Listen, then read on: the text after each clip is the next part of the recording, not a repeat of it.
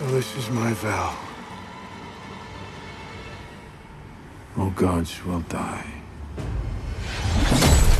Welcome to Watch Mojo, and today we're counting down our picks for the most sadistic bad guys in Marvel.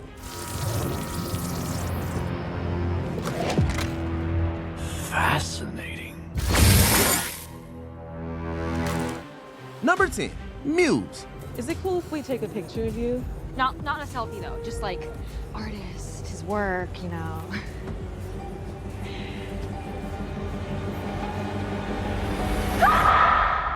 It's often said that art is made through blood, sweat, and tears. When it comes to Muse, he basically lives by that mantra. The deranged serial killer artist makes his macabre masterpieces with the blood of his victims. His violent extracurricular activities have also thrown him into conflict with Daredevil, with their battles being just as bloody as his work.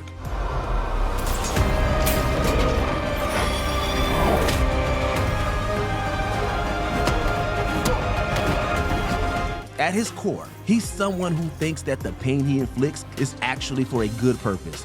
Sure, maybe he makes some pretty cool paintings, but gouging out people's eyes and draining their blood to make those paintings really isn't the way to go.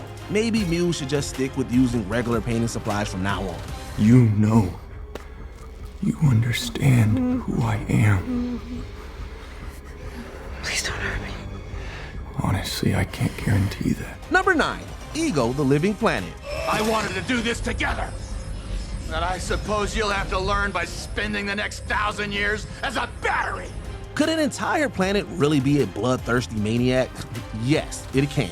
At first, Ego seems like the fun-loving dad of Star-Lord in the Guardians movies. We quickly discover that he's actually an unhinged god who wants to enslave the universe with his powerful progeny. He only sees his children as potential weapons. The ones who never lived up to his potential are the ones he easily forgot about. Peter Quill is arguably the only son he ever cared about, and he gave his mother cancer so that he wouldn't get soft.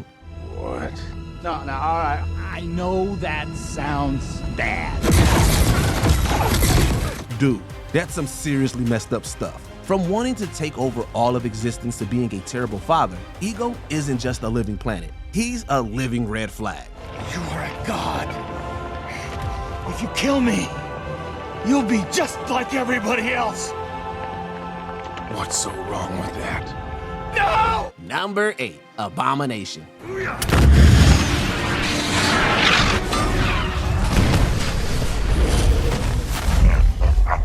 While this character became sillier during the She-Hulk TV show, it shouldn't be understated just how much of a beast the Abomination was in the earlier days of the MCU. Emil Blonsky was already a cut above the rest as a grizzled military operative. He took things to the next level when he had himself imbued with gamma radiation to fight the Hulk. He soon became one of his deadliest foes and a perfect dark reflection of our favorite Green Giant.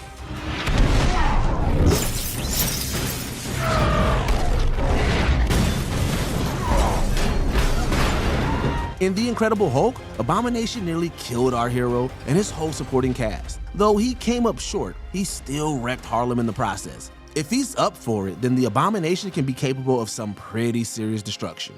You don't deserve this power. Now what you do? Number 7, Green Goblin. Down came the goblin and took the spider out. Norman Osborn is a menace across multiple cinematic universes. Anyone who's seen the Green Goblin in the original Sam Raimi Spider-Man movies knows just how diabolical he can be. If you thought vaporizing corporate backstabbers with pumpkin bombs and throwing Mary Jane off a bridge was bad, just wait, there's more. But now that you've really pissed me off, I'm gonna finish her nice and slow. When the Green Goblin entered the MCU in No Way Home, he quickly reminded us how much of a generational hater he is. Learning he was in another world with a Spider-Man, he eventually murdered Aunt May. It doesn't matter if he's played by Tobey Maguire or Tom Holland. If there's a Spider-Man, then the Green Goblin is going to make his life hell. Strong enough to have it all. Too weak to take it! Number 6, Killgrave. Honey, Who's this? I'm going to be your guest here indefinitely. You'll be delighted. Great. Enjoy the view. I intend to. Nobody quite rocks purple like Killgrave, aka the Purple Man.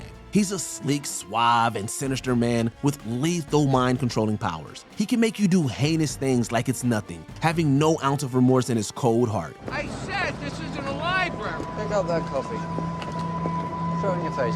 Come on, junkie.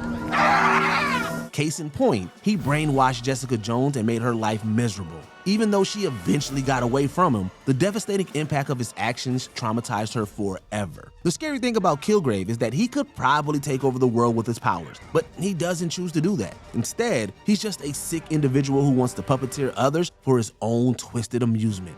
If Patsy or I ever hear from you or see anyone who looks like you, she will slit her own throat. It's the ultimate contingency. Number 5, Cassandra Nova. Good. But I don't want to. Not good. What do you want, Wade Wilson? What if Professor X had a secret evil twin sister who wanted to destroy every reality in the multiverse? Well, lucky for us, we don't have to wonder about hypotheticals, because this is exactly who Cassandra Nova is. The murderous mutant was exiled to the void by the TVA, but quickly became its ruler. She ruthlessly kills her way to the top and has powers that make her insanely dangerous. She can take control of your mind or tear your body into shreds. I don't want to destroy it. I want to use it. Now shoo, Mummy and Daddy are having a conversation.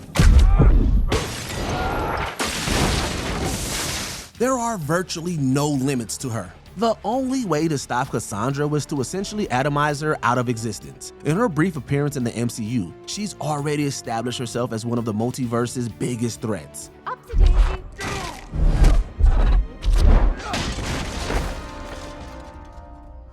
Number 4, Red Skull. You don't have one of those, do you? You are deluded, Captain. Just take one look at this guy and you can tell that he's bad news. Johann Schmidt rose to power as the Red Skull, serving as the leader of the fascist organization called Hydra. Red Skull is a cunning strategic foe who has given Captain America plenty of grief over the years. His iconic crimson skeleton face is the stuff of nightmares. I can do this all day. Oh, of course you can, of course. But unfortunately, I am on a tight schedule. While we're listing off things that make Red Skull so evil, we shouldn't beat around the bush much longer. The Red Skull's most irredeemable quality, which makes him so undeniably twisted, is the fact that he is a Nazi. There are no ifs or buts about that. It's pretty much all you need to know to understand how the Red Skull is so villainous. You don't give up, do you? Nope.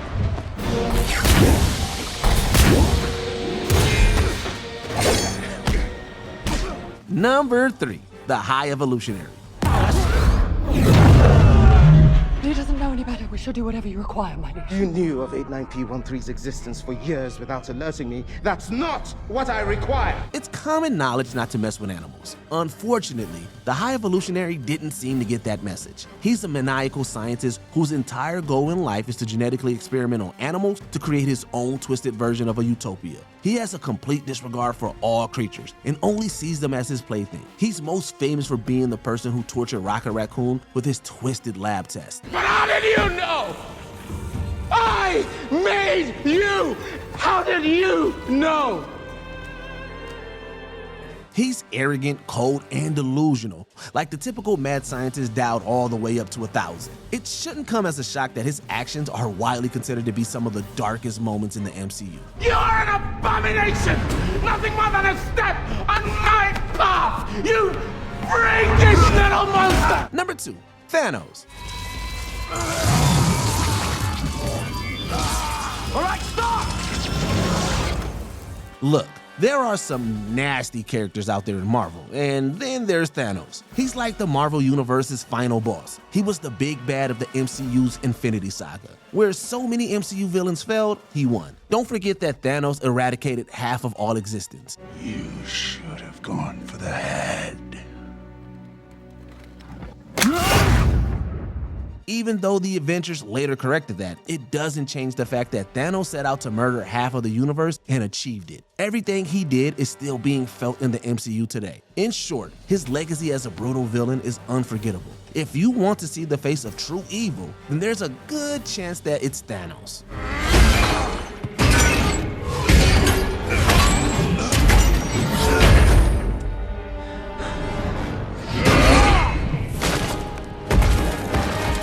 Before we unveil our top pick, here are a few honorable mentions. Arcade. Being evil is all fun and games for this guy. Oh, finally, more characters. This game was really getting lame. Madcap. This zany criminal has some killer jokes. Dawkins. Turns out that Wolverine's son has some sharp claws of his own. Sabretooth. Victor Creed is a feral mutant who makes Wolverine look like a saint. Sabretooth, your brother, ready to die. Bullseye. This murderous mercenary never misses.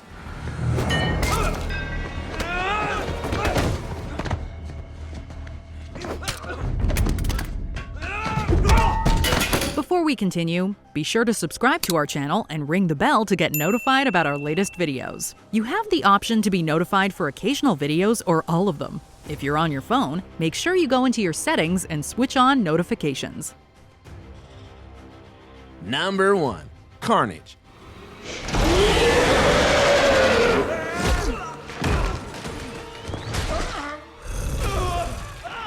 Symbiotes already have a history of being violent, but when you bond a symbiote with a serial killer, you get mayhem. Actually, scratch that. You get Carnage. Carnage is arguably the most dangerous symbiote of them all. This offspring of Venom paired up with the mass murderer Cletus Cassidy. The two have been basically inseparable ever since.